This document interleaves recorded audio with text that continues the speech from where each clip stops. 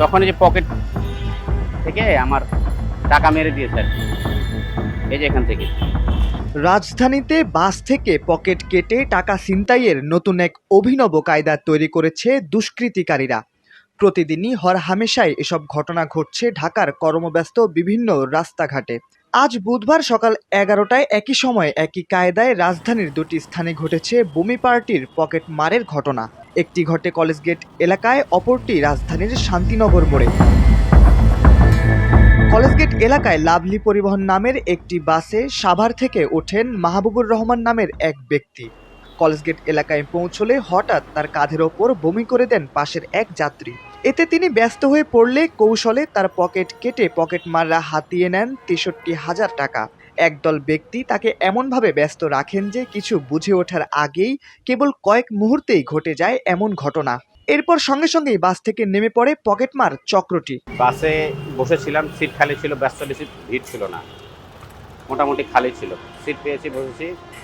তো বাসটা যখন কলেজ গেটের দিকে আসে, ঠিক ওই মুহূর্তে পিছন থেকে একজন বমি করে আমার গায়ের উপরে। কিন্তু এটা একটা বমির কোনো গন্ধ নাই, এটা আমি মুছে ফেলছি, আমার এখানেও ছিল, সামনেও ছিল, প্যান্টেও আসছিল। বমির গন্ধ নাই, কিন্তু আসলে এটা বমি না, এমন মনে হচ্ছে এটা টেকনিক করে পিছন থেকে একজন বমি করছে।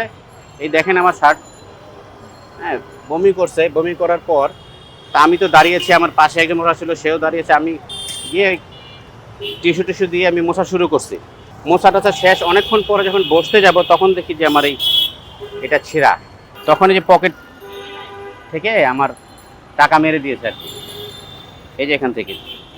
তো এই যে একটা অভিনব পন্থা, যেটা আমার বোঝার কথাও না, আমি এই ধরনের একটা বিষয় অবাক হয়ে গেছি। প্রথমে বুঝিনি, আমি মুছতেছিলাম, মোছার কাজে ব্যস্ত, ওই অবস্থায় কেউ আমার পকেট থেকে এভাবে নিয়ে গেছে। আমার পকেটে ৬৩,০০০ টাকার মতো ছিল। কিন্তু আমি একটু অবাক হইলাম যে বাসের জানালা খোলা ছিল, জানলা দিয়ে বমিটা হয় নাই, আমার গায়ের উপর বমিটা পড়ছে। আবার বমি যে করেছে সে বলতেছে আমি সাথে সাথে আমি নেমে যাব, এটা বলতেছে। আমি তো আরও সহানুভূতি চিন্তা করে যে বললাম না, উনি অসুস্থ, নেমে যাক, হাসপাতাল তো কলেজ গেটের এখানে হাসপাতাল আছে, যাবে হয়তো বা।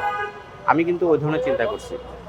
লোকটা দেখতে একটু চিকন চাকন, হালকা দাঁড়িয়ে আছে, একটু লম্বা হবে।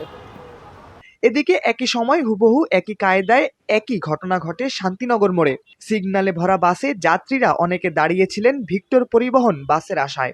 এ সময় অসুস্থ ভান করে এক ব্যক্তি গায়ে বমি করে দেন আরেক যাত্রীর। তিনিও ব্যস্ত হয়ে পড়লে কৌশলে পকেট মেরে হাতিয়ে নেওয়া হয় ১,৩০,০০০ টাকা। শান্তিনগর মোড়ের সিগন্যাল ছাড়তেই বাসটি থেকে নেমে পড়ে ৪-৫ জনের পকেটমারের দলটি। এভাবেই একই সময় একই পদ্ধতিতে রাজধানীর দুই প্রান্তে ঘটে গেল দুটি দুর্ধর্ষ পকেটমারের ঘটনা। খোঁজ নিয়ে জানা যায় প্রায় প্রতিদিনই অভিনব এ কৌশলে কোথাও না কোথাও ঘটছে পকেটমারের ঘটনা, কিন্তু ধরা পড়ছে না কেউ। সংশ্লিষ্ট আইন শৃঙ্খলা রক্ষাকারী বাহিনীর দৃষ্টি আকর্ষণ করে দ্রুত এসব চক্রগুলোকে গ্রেফতারের দাবি জানাচ্ছেন ভুক্তভোগী সহ অন্যান্যরা। দৈনিক ডেস্টিনি, ডেস্ক রিপোর্ট।